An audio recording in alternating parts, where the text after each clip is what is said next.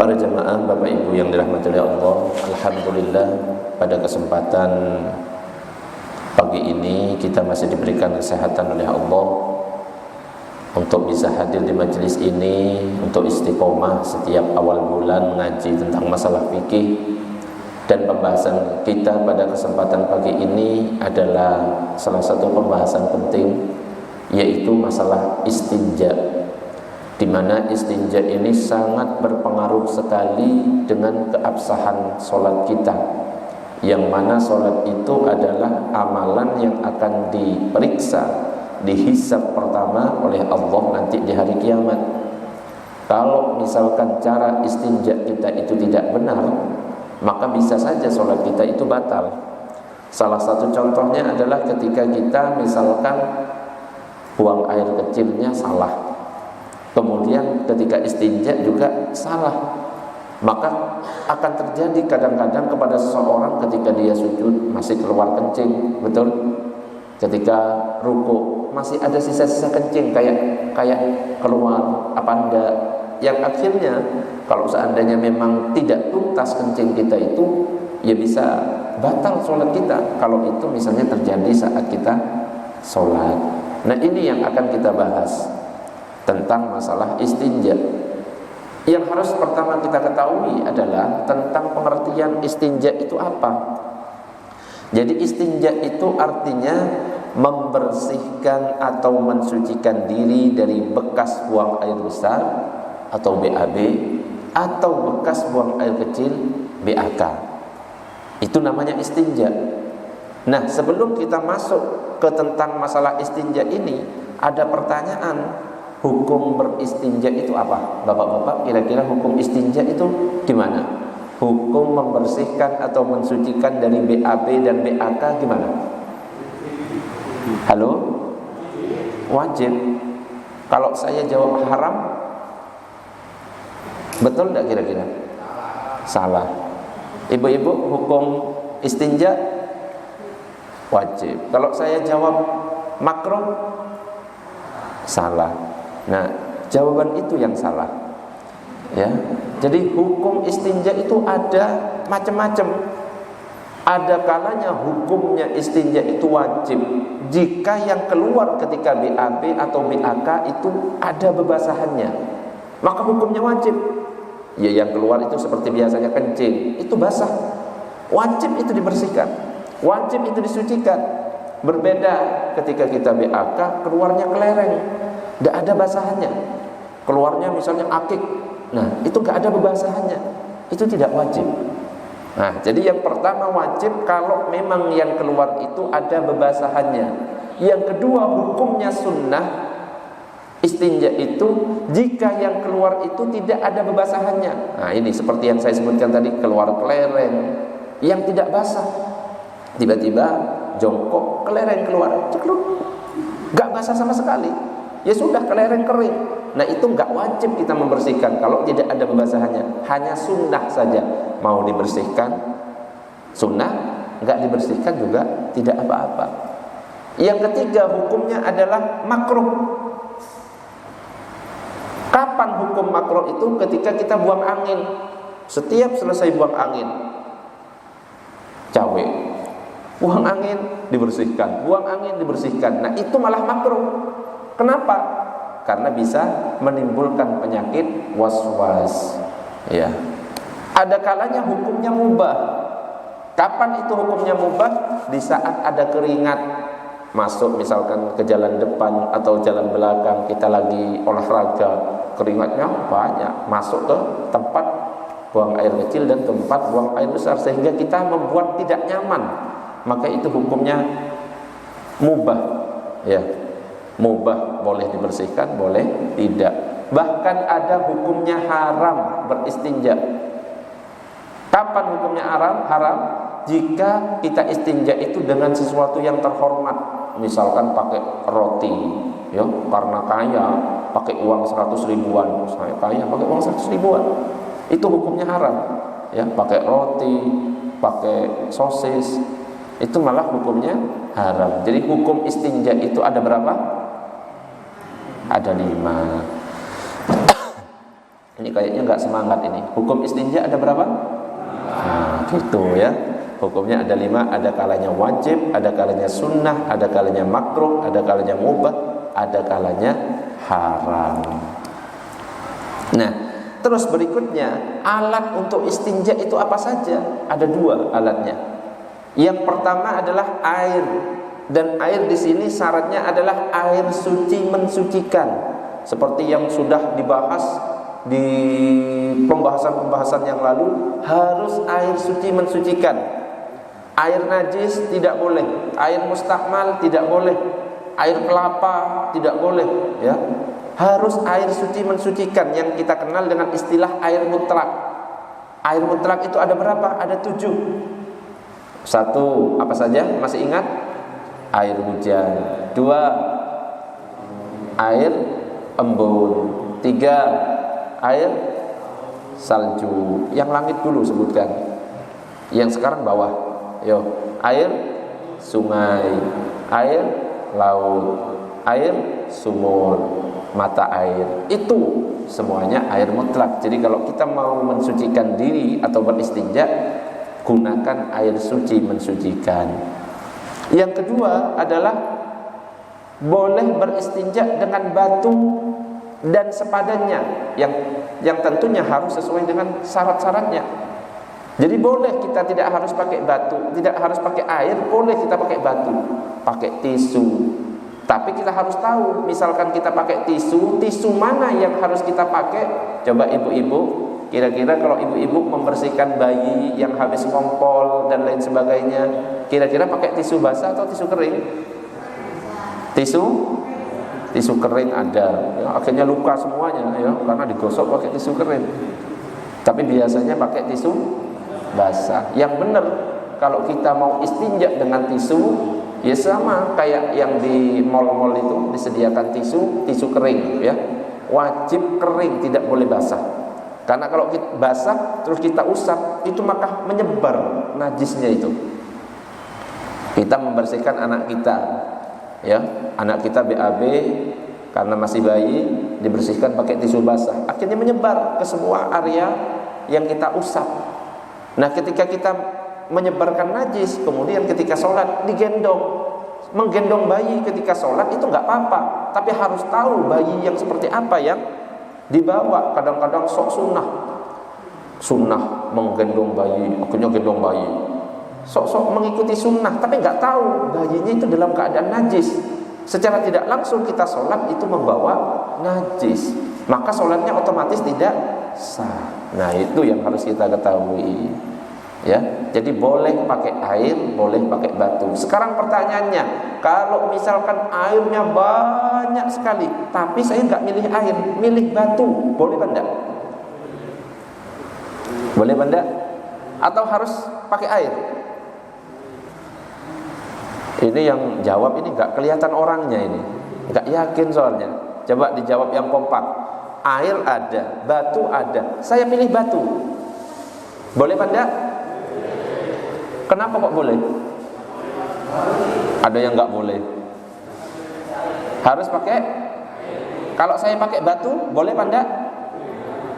Nah, sekarang saya mau berwudu, ada tanah yang berdebu, ada air. Saya milih tanah yang berdebu, boleh enggak bertayamum?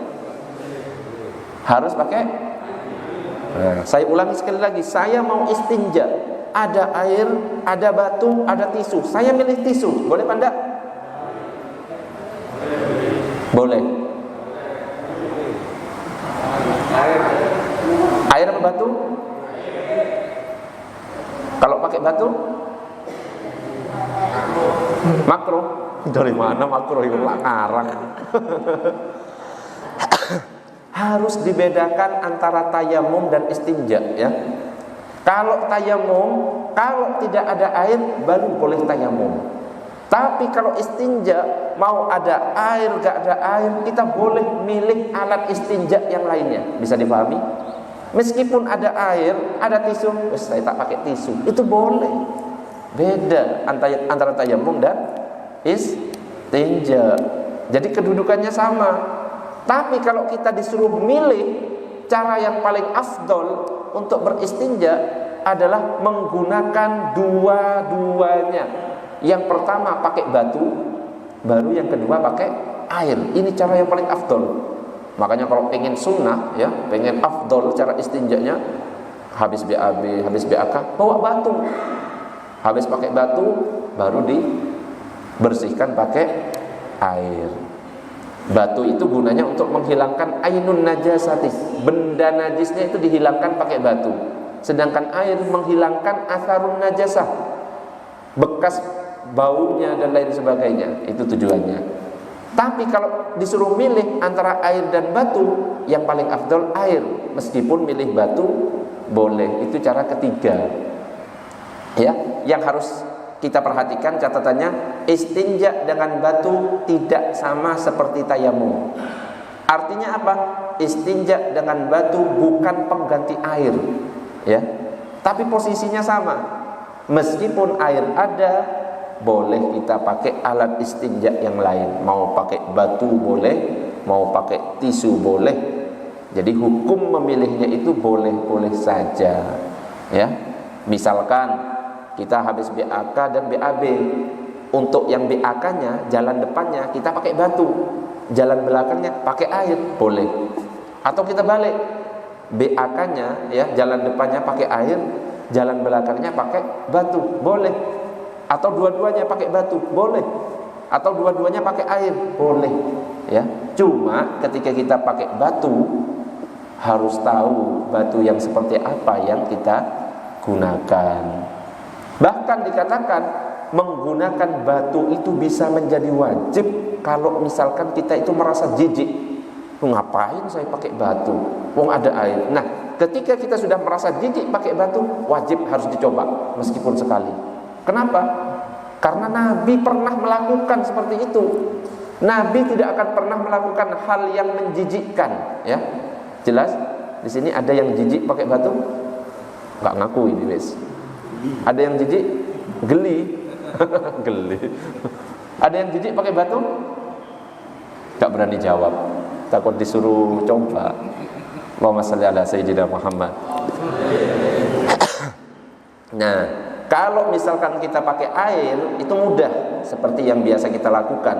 Tapi kalau kita menggunakan batu, ada beberapa hal yang harus kita perhatikan. Di dalam kitab Safinatun Najah itu dikatakan syurutu ijza'il hajari thamaniyatun. Syarat-syarat mencukupinya istinja dengan batu itu ada 8. Yang pertama, ayyakuna bisalasati ahjarin, menggunakan 3 batu. Nanti penjelasannya. Yang kedua, wa ayyun qiyal mahallah, batu yang digunakan itu dapat membersihkan tempat keluarnya najis.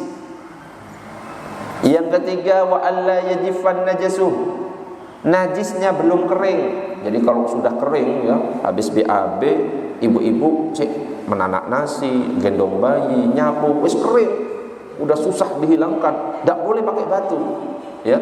Nah, itu yang ketawa itu pelakunya itu, ya, gak boleh. Jadi langsung habis BAB langsung dibersihkan. Jadi gak boleh kering. Wis sudah datang dari pasar, ya, wis ngobrol, ngegosip, nyari kutu, baru dibersihkan pakai batu, ya gak iso, ya. Kalau sudah kering seperti itu harus pakai air. Wala yantaqilah, najisnya tidak berpindah. Jadi najisnya itu tempat keluar najisnya ya cuma di situ. Ya, enggak mencret gitu loh. Mencret sampai ke paha dan lain sebagainya itu enggak boleh pakai batu, ya. Harus pakai air. Nah, repot nanti. Wala yatra'a alaihi akhar, dan tidak ada najis lain, enggak bercampur sama najis yang lain. Wala yujawiza safhatahu wa hasyafatahu, najisnya tidak melewati pantat dan hasyafah. Wala yusibahu ma'un, tidak terkena air. Wa antakunal ahjaru tahiratan, dan batu yang digunakan suci. Oke, sekarang kita bahas. Dari 8 itu kita golongkan menjadi 3 kategori. Yang pertama, syarat yang berkenaan dengan alatnya, batunya yang digunakan atau tisunya itu harus seperti apa. Yang kedua, yang berkenaan dengan caranya, cara membersihkan pakai batu atau tisu itu seperti apa. Yang ketiga, syarat yang berkenaan dengan tempatnya. Tempatnya itu nanti yang seperti apa yang bisa dibersihkan. Nah, ini akan kita bahas satu-satu.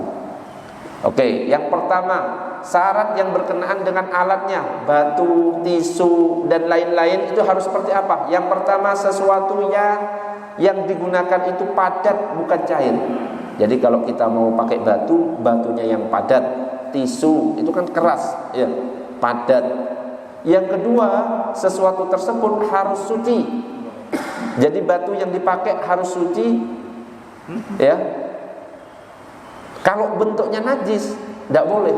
Karena Nabi pernah dulu itu buang air, ya, kemudian minta salah satu sahabatnya untuk mencari batu. Sahabatnya mendapatkan 2 batu, kurang 1. Ternyata menemukan kotoran unta yang kering, dikasih ke Nabi 3-tiganya. Yang 2 diambil, 2 batu, yang kotoran unta itu dibuang. Ditangkap sama Pak Bobi. Ya enggak, ya, dibuang. Terus mengatakan ini najis, enggak boleh dipakai. Maka yang dipakai itu cuma 2 batu oleh Nabi. Terus yang ketiga, batu atau tisu yang digunakan harus kering. Enggak boleh tisu basah, ya, tisunya kering, batunya kering. Yang keempat, sesuatu tersebut bisa mengangkat. Jadi kalau misalkan dibuat membersihkan itu bisa diambil gitu loh, nggak licin. Misalkan pakai beling, beling kan licin. Selain licin ya juga sobek nanti, ya. Kalau misalnya dipakai untuk membersihkan saat BAB, ya, pakai akik, karena persediaannya akiknya 5 di sini, akhirnya langsung bersihkan, ya, nggak boleh juga. Tapi pakai yang bisa mengangkat najis untuk dibuat ngambil itu bisa. Contohnya bongkahan tanah liat yang kering, nah itu kan bisa ngambil. Nah, terus yang kelima, tidak terhormat. Artinya ya memang gak dihormati seperti biasanya, seperti makanan, gak boleh pakai makanan. Jadi syarat-syarat untuk batu atau tisu yang digunakan seperti itu. Yang kedua sekarang, syarat yang berkenaan dengan caranya. Minimal harus 3 usapan. Meskipun kita pakai 1 usapan itu sudah bersih, ya, diusap sekali sudah bersih, tidak sah. Harus dilengkapi menjadi 3, diusap lagi, ganti tisu lagi, diusap lagi, ganti tisu lagi. Atau pakai batu 3 batu, 1 buang, 2 buang, 3 buang. Atau pakai 1 batu yang ujungnya ada 3, 1, 2, 3 dibuang. Jadi minimal 3. Kalau seandainya 3 masih belum bersih, baru bersih yang keempat, 4 bersih, ditambah 1 lagi biar ganjil, jadi 5. Bisa dipahami? Terus yang kedua, harus sampai bersih tempat tersebut dengan cara apa? Lihat tisunya, dibersihkan. Kalau tisunya masih keruh, kalau misal pakai tisunya loh kok masih keruh, ada warnanya, terus dibersihkan sampai ketika kita ngusapnya itu tidak ada warnanya. Ustaz masih bau, ya tidak masalah, namanya pakai tisu, pakai batu tetap akan tersisa bau. Kalau pakai air baru bersih. Oke, sebelum dilanjutkan, ada pertanyaan? Biar gak melotot semuanya, monggo. Kalau ada pertanyaan nanti akan dilanjutkan lagi. Ada pertanyaan? Ibu-ibu? Halo, ibu-ibu, sudah jelas? Sudah. Bapak-bapak? Gak ada yang bertanya? Atau ada yang mau praktek nanti? Ya enggak. Oh, monggo. Kalau kita ada di situ terus mau pakai tisu di situ tapi kan masih menimbulkan bau terus ada. Mau pakai tisu terus itu. Iya. Gimana ya hukumnya kalau untuk sholat itu? Kalau pakai tisu jelas ada bau, ya.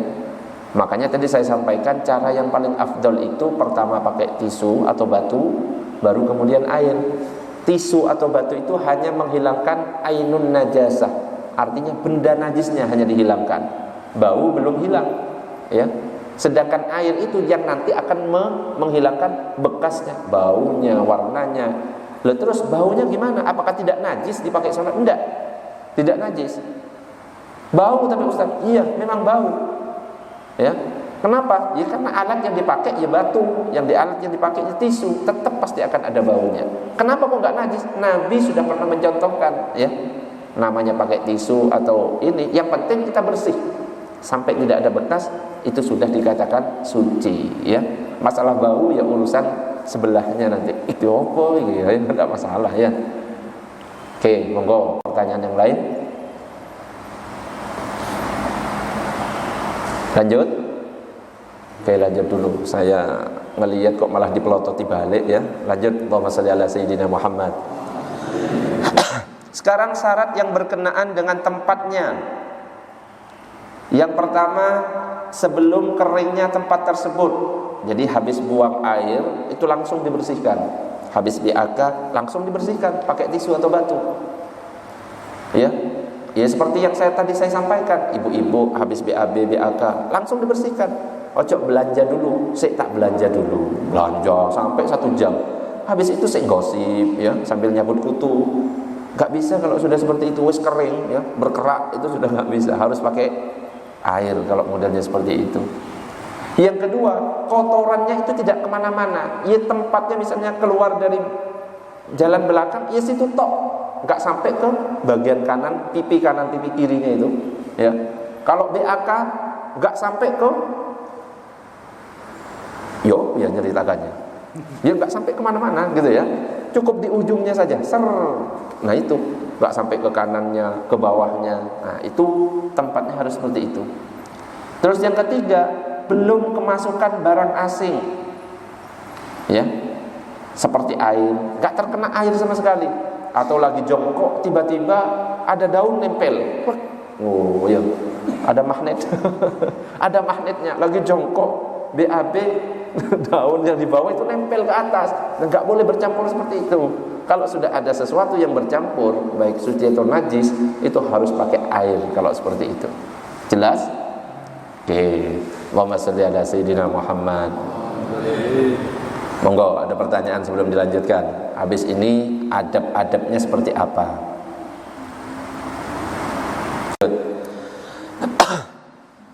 Apa saja adab-adabnya ketika istinja? Yang pertama, disunnahkan beristinja dengan tangan kiri. Kalau kita pakai tangan kanan, hukumnya makruh. La yumsikanna ahadukum dzakarahu biyaminihi. Janganlah sekali-kali salah seorang dari kamu menyentuh kemaluannya dengan tangan kanan, ya, saat kencing, ya, wa huwa bailu wa huwa yabulu wa la yatamassah minal khala'i biyaminihi. No, itu juga jangan pula membersihkan bekas kotorannya dengan tangan kanan. Wa la yatanaffasa fil ina, dan juga jangan bernafas dalam tempat air. Jadi tidak boleh menggunakan tangan kanan, dianjurkan pakai tangan kiri. Kalau pakai tangan kanan hukumnya makruh. Ya, pastikan tangan yang dipakai adalah tangan sendiri, bukan tangan sebelahnya. Ya, tangannya tetangga misalnya, ya nggak boleh itu. Itu yang pertama. Yang kedua, istitar, yaitu memakai tabir atau penghalang. Kalau kita BAB atau BAK dianjurkan harus ada penghalang. Misalnya di kamar mandi, ya, di toilet, ya, harus ada penghalangnya, ada tabirnya. Kalau tidak ada, ya minimal harus membelakangi, jangan sampai terlihat orang. Ya, ada orang lagi nongkrong langsung di depan, ya tidak boleh. Minimal harus menjauh dari orang.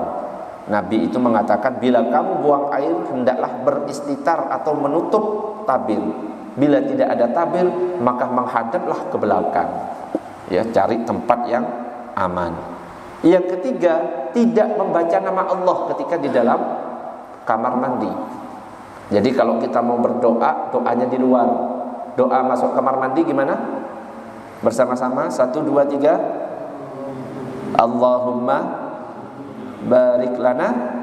Iku mau makan itu, jangan sampai salah baca ya. Allahumma barik lana. Mau makan apa itu ya? Harus benar. Monggo bersama-sama. 1, 2, 3. dipelankan karena nggak hafal. Allahumma inni a'udzubika minal khubuthi wal khaba'is. Ojo makan, ojo baca doa makan atau doa berbuka puasa. Allahumma laka sumtu wa bika amantu. Jangan ya. Jadi berdoa ketika seseorang itu membaca basmalah dan membaca doa ketika mau masuk kamar mandi, maka setan laki-laki dan setan perempuan itu langsung di depannya ada tabir. Kenapa? Ketika kita masuk kamar mandi, setan, kalau laki-laki yang buang air kecil, buang air besar, setan itu akan mengintip. Begitu juga sebaliknya, kalau perempuan yang masuk, setan laki-lakinya yang mengintip. Ketika kita masuk kamar mandi membaca bismillah, kemudian Allahumma inni a'udzubika minal khubuthi wal khaba'ith, langsung di wajah, di depannya setan itu ada tabir. Mau kita enggak pakai baju telanjang bulat sambil goyang-goyang di dalam kamar mandi, setan enggak akan bisa melihat. Makanya jangan sampai lupa ketika masuk kamar mandi membaca doa. Ya, jangan menyebut nama Allah kalau di dalamnya. Ketika di luar, Ustaz, terdengar azan ketika saya di kamar mandi. Tidak perlu kita mengeluarkan kepala. Allahu Akbar, keluar kepalanya. Jawab, Allahu Akbar, tutup lagi. Tidak usah seperti itu. Cukup dilintaskan di dalam hati, atau diakumulasikan nanti saat keluar langsung jawab Allahu Akbar, Allahu Akbar, Allahu Akbar, Allahu Akbar, asyhadu an la ilaha illallah. Faham maksudnya? Oke. Kana Nabi sallallahu alaihi wasallam idza dakhala al-khala wada'a khatamahu. Rasulullah ketika memasuki kamar mandi, beliau meletakkan cincinnya. Cincinnya Nabi itu ada tulisannya Muhammad Rasulullah. Jadi kalau ada ya nama Allah, ya jangan dibawa Quran, diletakkan di luar. Jangan membaca juga yang menyebut nama Allah. Yang keempat, tidak menghadap kiblat. Jadi dalam hadis itu dikatakan idza ataitumul ghaid, jika kalian mendatangi jamban atau kamar mandi, fala tastaqbilul qiblah, janganlah kalian menghadap ke kiblat, wala tastadbiruha, juga jangan membelakangi kiblat, walakin syarraku aw gharrabu aw gharribu, akan tetapi hadaplah ke arah timur atau barat. Jadi kebetulan posisinya Nabi dulu itu di sebelah utara atau selatannya kiblat, maka hadap ke barat atau timur. Jadi tidak menghadap kiblat, juga tidak membelakangi kiblat. Itu kalau tidak ada penutupnya. Ya, misalnya di lapangan terbuka, jangan menghadap kiblat, haram hukumnya. Haram hukumnya. Kalau dalam keadaan terbuka. Tapi kalau sudah ada kamar mandi itu sudah tertutup, nah tidak masalah. Mau hadap kiblat, membelakanginya tidak masalah.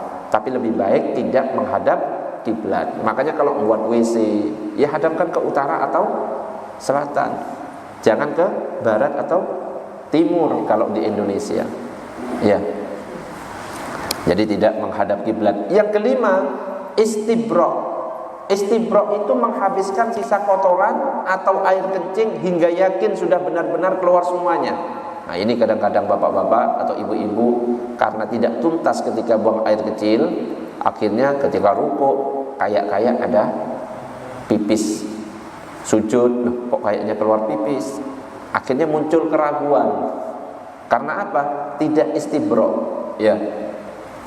Aktsaru azabil qabri fil baul. Nah ini dikatakan dalam hadis, mayoritas azab kubur itu kebanyakannya disebabkan masalah kencing. Makanya harus benar-benar tuntas. Bagaimana caranya? Jadi cara untuk menghentikan air kencing dengan cara pertama, bisa dengan mengurut dengan jari-jari tangan kirinya, diurut. Jangan melotot, ya, diurut dengan tangan kirinya dari pangkal batang hingga ke kepala sebanyak 3 kali. Tidak usah banyak-banyak, cukup 3 kali ya. 1, tidak usah cepat-cepat, repot nanti ya. 1, 2, 3, sehingga tidak tersisa rasa basah di lubangnya itu. atau dengan cara berdehem. Tahu berdehem?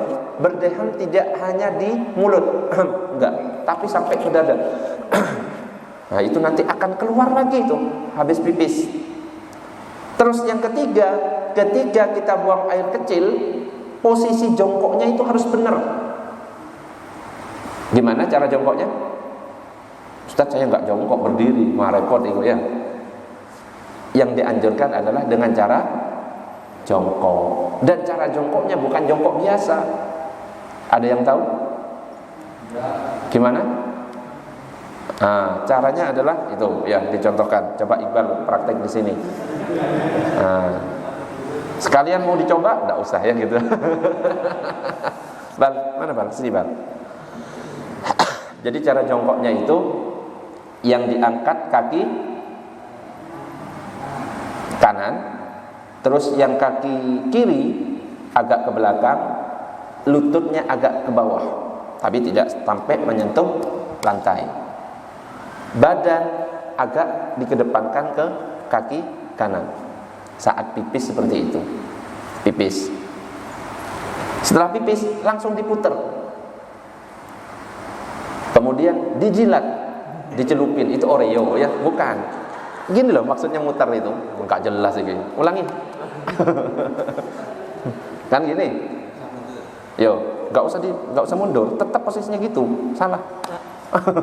Salah, diputar. Coba. Ini tetap. Nah, tinggal itu diangkat, posisimu yang gerak ke sana. Tapi yang itu yang diangkat. Coba. Salah. Rifai, coba, kamu kayaknya ngaji kemarin. Ayo, coba di sini maju. Ya, pemutarmu itu kok kayak gitu.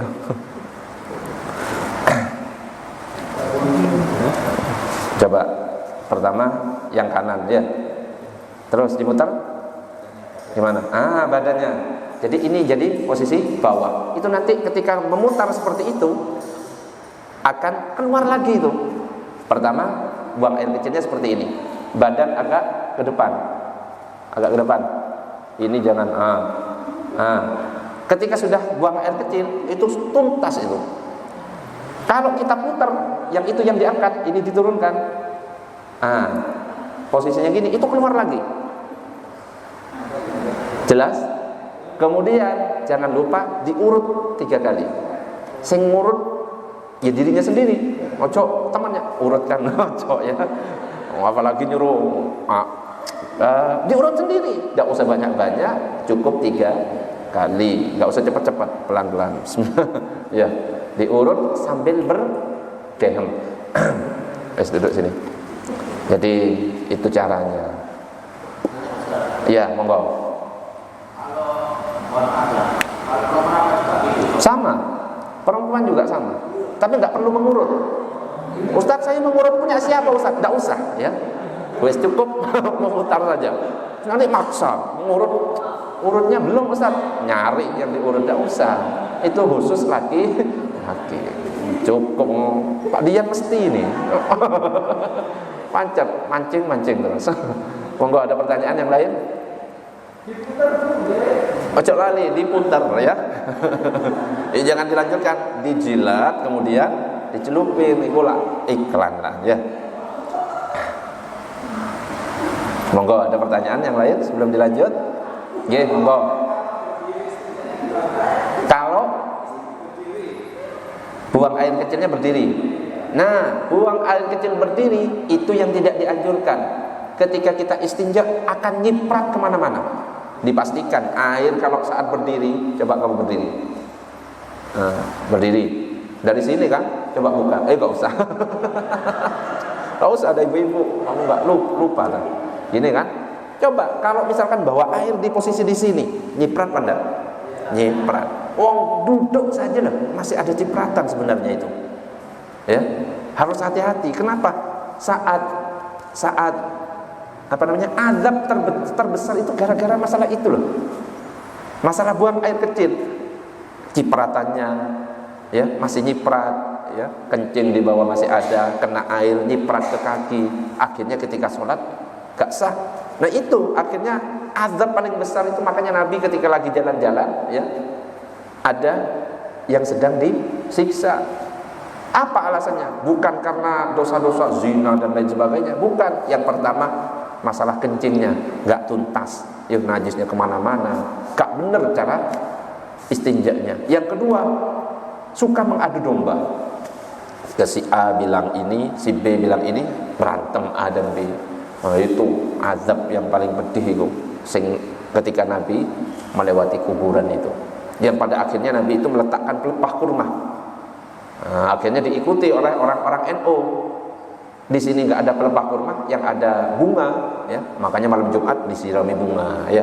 Diharapkan tasbihnya bunga itu, tasbihnya pohon itu nanti mengurangi dosa-dosanya, memohonkan ampun jenazah itu. Karena setiap yang bernyawa, makhluk, ya, itu semuanya bertasbih kepada Allah. Batu, pohon, bertasbih. Nah, dengan tasbihnya itu diharapkan oleh Nabi diampuni dosa-dosanya, dikurangi azab kuburnya. Itu cuma pohon lah ya. Lebih-lebih yang bertasbih itu manusia ketika tahlilan. Subhanallah wa bihamdihi subhanallahil azim. Kalau pohon saja tasbihnya aja bisa mengurangi azab kubur, apalagi manusia. Makanya itu salah satu nanti dalilnya tahlilan itu salah satunya itu nanti. Tapi kita nggak bahas masalah dalil tahlilan, kita bahas masalah cara istinja. Ada pertanyaan yang lain? Monggo. Lanjut.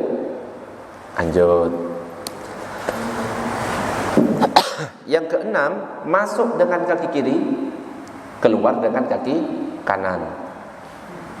Disunnahkan untuk masuk ke tempat buang air dengan menggunakan kaki kiri, keluar dengan menggunakan kaki kanan, serta disunnahkan membaca doa Allahumma inni a'udzubika minal khubuthi wal khaba'is.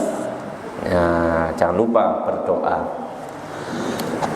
Ketika keluar disunnahkan membaca apa? Doa yang panjang yang mana, Bang?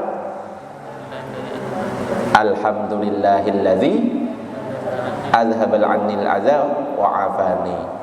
Di depannya diawali dengan ghufranaka. Ustaz gak hafal yang panjang, cukup yang depannya ghufranaka. Kalau gak hafal yang alhamdulillahilladzi azhaba 'annil adza wa 'afani. Kalau hafal langsung ghufranaka alhamdulillahilladzi azhaba 'annil adza wa 'afani. Itu cara berdoa. Yang ketujuh, tidak sambil berbicara. Ya, biasanya masuk ke mall sambil berdiri sama temannya, sambil berbicara BAK, terus sambil banding-bandingkan. Lama kamu ya. Tak usah dibanding-bandingkan gitu. Ukurannya, kelamaannya nggak usah. Nggak boleh sambil berbicara. La yakhruj ar-rajulani yadribani al-ghaid kashifaini an awratihima yatahaddatsani fa inna Allah azza wa jalla yamqutu ala dzalik. Dua orang laki-laki tidaklah keluar lalu mendatangi kamar mandi dengan membuka auratnya sambil berbicara atau ngobrol, melainkan sungguh Allah murka atas perbuatan tersebut, ya.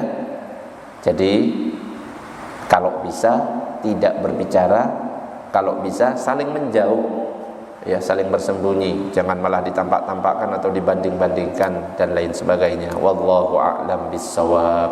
Monggo kalau ada pertanyaan tentang masalah istinja. Nanti ini pembahasannya panjang. Tayamum sudah dibahas? Belum kan?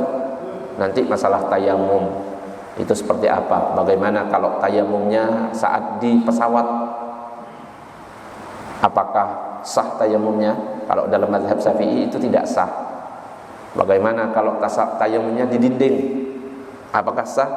Ada yang mengatakan sah, tapi kalau dalam mazhab Syafi'i tidak sah. Nanti akan kita bahas. Monggo yang mau bertanya. Ini kalau kita jalan-jalan, terus belum sholat zuhur atau asar, terus apa ya, mau ngecek setelah ngecek itu di mall itu kan mesti ada tempatnya tersendiri ya. Nah, itu bagaimana ya? Setelah ngecek sholat itu kan mesti ada citra-citranya itu ya, citranya itu ya. Di mall kencingnya berdiri. Iya. Ya, kencingnya berdiri, pengen sholat, ya. Iya. Kepepet. Ya, diikat pakai karet ya. Biar enggak keluar. Salah satu caranya. Tidak usah dipraktekkan, tidak untuk itu hanya orang yang profesional ya. Itu tidak untuk dipraktekkan ya. Jadi kalau sudah kepepet karena memang enggak ada kamar mandi, kalau misalnya di mall itu ada kamar mandinya sama yang berdiri, pilih yang kamar mandi, praktekkan yang tadi. Tapi terkadang nggak ada, betul? Kadang-kadang nggak ada di mall itu, cuma berdiri, toilet berdiri. Kalau memang sudah terpaksa, nggak usah jongkok, langsung meluk toilet itu, ya. Wes pipis saja, ya. Bismillah, diurut jangan lupa, dehemnya jangan lupa, ya. Nggak usah sambil jongkok diputar-putar, takutnya dilihat oleh cleaning service-nya, ya. Wes bismillah, mudah-mudahan nggak ada sisa dari kencingnya. Wes sholat. Kalau ternyata pas masih keluar, ya terpaksa ulang lagi, dituntaskan lagi, dibersihkan lagi, ya. Jangan lupa celana yang terkena kencing dicuci, meskipun basah nggak apa-apa. Paham? Kalau ternyata karena tidak tuntas, karena cara istinjanya nggak benar, akhirnya ketika rukuk keluar lagi, ulangi lagi, pokoknya sampai tidak keluar. Nah itu kelemahannya kalau kita sambil berdiri, ya bismillah, mudah-mudahan ini tuntas, didehem-dehemkan sambil diurut. Ya. Hah? Kalau nggak tahu katanya mau diajari Pak Dian cara ngurutnya gimana. Monggo, ada pertanyaan?